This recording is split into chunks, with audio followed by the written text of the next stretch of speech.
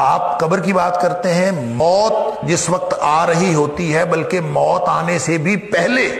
جب ملک الموت آتا ہے تو اسی وقت کلیئر ہو جاتا ہے کہ اس نے جنت میں جانا ہے کہ جہنم میں جانا۔ نبی کریم صلی اللہ علیہ وسلم نے فرمایا ملک الموت جان نکالنے آتا ہے، حضرت براء بن عازب رضی اللہ تعالیٰ راوی ہیں اس حدیث کے، کہ ملک الموت آ کے کان کے پاس بیٹھ کے اس کو کہتا ہے بھی جان نکلنی ہے، ادھر ہی پڑا ہے دنیا میں، تو وہ آ کے کان کے پاس کہتا ہے اس کو جس نے جنت میں جانا ہوتا ہے اس کے لیے وہ جنت سے کفن لے کے آتے ہیں، خوشبودار کفن جس میں روح ڈالنی ہوتی، اور جس نے جہنم میں جانا ہوتا ہے اس کے لیے وہ کفن جہنم سے لے کے آتے ہیں، بدبودار کفن ہوتا ہے۔ فرشتے ساتھ ہوتے ہیں، ڈیوٹیاں لگ جاتی ہیں، سب بیٹھے ہوتے ہیں، وہ آ کے کان میں اس کے پاس کہتا ہے یا ایتھا النفس الطیبہ، اے پاکیزہ روح، اخرجی نکلو، اللہ اکبر، الی مغفرۃ من اللہ ورضوان، اللہ کی مغفرت کی طرف اور اللہ کی خوشنودی کی طرف نکلو، گویا اللہ کی مغفرت اور خوشنودی تیرا انتظار کر رہی۔ یہ آواز آتی ہے جان نکلنے سے پہلے، اسی وقت پتہ چل جاتا ہے کہ اللہ کی خوشنودی میرا انتظار کر رہی ہے، اللہ کی مغفرت میرا انتظار کر رہی ہے۔ لہٰذا نبی کریم صلی اللہ علیہ وسلم فرماتے ہیں پھر وہ بھاگ کے نکلتی ہے وہ روح، جس کو پتہ چل جائے اسی دنیا میں پڑے پڑے کہ میرا اللہ مجھ سے خوش ہے اور اللہ نے میری مغفرت فرما دی ہے۔ یہ مجدہ تو، یہ خوشخبری تو اسی وقت سنا دی جائے، فوراً نکلتی ہے، ایسے جیسے مشک پانی کی بھری ہوئی ہو، اس کا بند کھول دیا جائے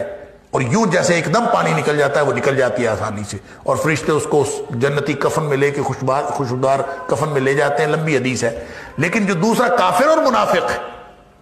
اس کے پاس وہ جہنم سے کفن لے کے آتے ہیں اور اس کے کان کے پاس آ کے کہتے ہیں یا ایتھا النفس الخبیثہ، اے ناپاک روح، اخرجی الی سخط من اللہ وغضب، نکلو اللہ کی ناراضگی اور اللہ کے غصے کی طرف، اللہ کی ناراضگی اور اللہ کا غصہ تیرا انتظار کر۔ جس کو اس دنیا میں پڑے ہوئے یہ پتہ چل جائے کہ میرے اللہ کی ناراضگی میرا انتظار کر رہی ہے، میرے اللہ کا غصہ میرا انتظار کر رہا ہے، تو وہ کیسے نکلے گی؟ تو نبی پاک صلی اللہ علیہ وسلم نے فرمایا فتفرق فی جسدہ، وہ پھر جسم کے اندر ہی چھپتی پھرتی ہے، باہر نہیں نکلتی، پھر اس فرشتے کھینچ کر نکالتے ہیں، اللہ اکبر۔ اور آپ نے مثال بیان فرمائی فَيَنزِعُهُ، پھر اس کو نکالتے ہیں کھینچ کر،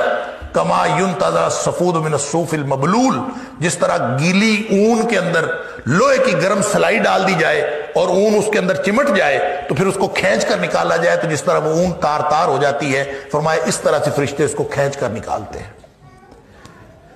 تو یہ تو اسی وقت پتہ چل جائے گا بھائی، آپ قبر کی بات کر رہے ہیں، یہ تو یہاں موت آتے وقت، موت کے وقت پتہ چل جائے گا کہ میں جنتی ہوں کہ جہنمی ہوں۔ اللہ اکبر، دیکھ رہے ہوئے موت ویسی ہے۔ تو یہ سارے مراحل اسی کے مطابق طے ہوں گے، اسی میں ایک مرحلہ اعمال نامے دیے جانے کا ہے اور اسی میں مرحلہ جو ہے وہ پھر جنت اور جہنم کی طرف چلے جانے کا ہے۔ یہ سارے مراحل ہیں لیکن سسپینس کہیں نہیں ہے۔ یہ کہنا کہ سسپینس ہے، سسپینس والی بات جو ہے وہ میں نے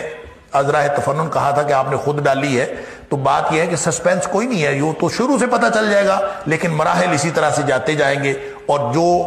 اس کا مطلب یہ ہے کہ جو شخص اعمال نامہ بائیں ہاتھ میں جس کو ملے گا وہ اس وقت تک کوئی نہ کوئی توقع رکھے گا کہ شاید میرے اگلے حالات ٹھیک ہو جائے، ہو سکتا ہے ایسی بات ہو، اس لیے وہ دیکھتے ہی جو ہی اس کو اعمال نامہ ملے گا تو وہ کہے گا کہ یا لیتنی لم اوت کتابیہ، اے کاش مجھے اعمال نامہ دیا ہی نہ جاتا اور میں اس سے پہلے ہی مر جاتا، موت آئی تھی، موت کے بعد میں مجھے دوبارہ زندہ ہی نہ کیا جاتا۔ تو اس کا مطلب ہے وہ جو اگلا عذاب دیکھے گا اس کے مقابلے میں پچھلا عذاب تو کچھ بھی نہیں ہوگا، لہذا ہر مرحلے پر اس کو یہ توقع ہوگی شاید آگے حالات ٹھیک ہو جائے، لیکن اس کے حالات خراب سے خراب تر ہوتے چلے جائیں گے۔ یہ ویسے تو متشابہات ہیں، یہ اخروی حالات کیسے ہیں یہ اللہ کو معلوم ہے، لیکن جو معلوم ہوتی ہے، جو باتیں نبی پاک صلی اللہ علیہ وسلم نے بتائی ہیں وہ بس اتنی ہیں۔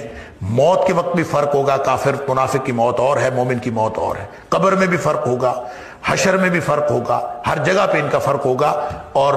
اللہ تعالیٰ یہ ٹریک ہی گویا دونوں کا مختلف ہے، دارالامتحان سے جو ہی دارالجزا میں جائیں گے تو الگ الگ ٹریک پہ جاتے جائیں گے۔ اتنی بات نبی پاک صلی اللہ علیہ وسلم نے فرمائی ہے۔ البتہ کس کس مراحل میں کس کی کیفیت کیا ہوگی، کتنا سسپینس ہوگا، کتنا نہیں ہوگا، یہ اللہ جانتا ہے۔ ہمارے یہ نہ سمجھنے کی باتیں ہیں، نہ سوچنے کی باتیں ہیں، نہ اس کے بارے میں غور کرنا چاہیے۔ اللہ تعالی ہم سب کو نیکی کے راستے پر، ایمان اور تقوی کے راستے پر چلائے، اور ان لوگوں میں سے بنائے جن کو دائیں ہاتھ میں اعمال نامہ ملے گا، اور جن کو آواز پڑے گی کان میں، یا ایتھا النفس الطیبہ، اے پاکیزہ روح نکلو، اللہ تعالیٰ کی مغفرت اور اللہ تعالیٰ کی خوشنودی تمہارا انتظار کر رہی ہے۔ اللہ تعالیٰ ہم سب کو ان میں سے بنائے۔ اللہم اہدنا بالقرآن العظیم، اللہم انفعنا بالقرآن العظیم، اللہم ارحمنا بالقرآن العظیم، اللہم اجرنا من النار بالقرآن العظیم، اللہم ادخلنا کلنا الجنة الفردوس بالقرآن العظیم، اللہم اجعل القرآن لنا اماما ونورا وہدى ورحمة، اللہم اجعل القرآن ربیع قلوبنا ونور صدورنا وجلاء احزاننا وذهاب همومنا وغمومنا، وصلی اللہ تعالی علی خیر خلقہ محمد وآلہ وصحبہ اجمعین، آمین آمین برحمتک۔